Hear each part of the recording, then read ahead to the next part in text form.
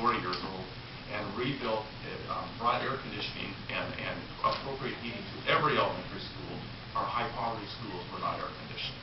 Okay, they were our oldest buildings. So with that, I guess what I want to assure you, first of all, is there was progress made with the task force. But it started in 2009, and you all know what was going on in the economy then.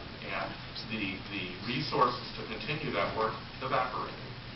Some of us on that task force continued the work, though. We worked, we scraped money together. I used travel funds from my district to get up to Salem for meetings. And we went on the road at OSBA conventions, particularly every year, to talk about the need for state involvement in this. And it was at that point that I met people from the Center for Innovative School Facilities and recognized that they were trying to carry that work forward in sort of a private sector nonprofit strategy. I greatly admire that. And so while the momentum of our task force did not continue, the work did. It's time for Oregon to pick up the reins.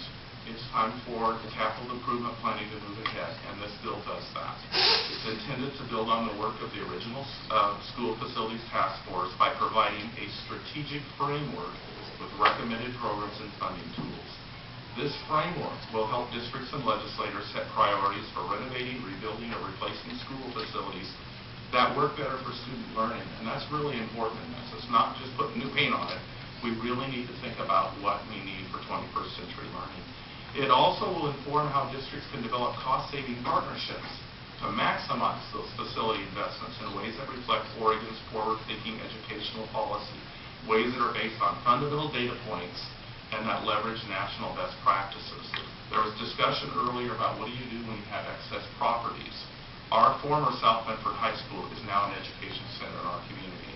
We have tenants in there. We have an alternative school. Our district office is now there. The Job Council has a work build program in there. There's a regional special ed program for high disability, high needs kids. There's a valley, various arts things. There are tenants who are helping pay the bills. We are also teaching English to Latino families, to parents who are coming in the evening to learn English with software.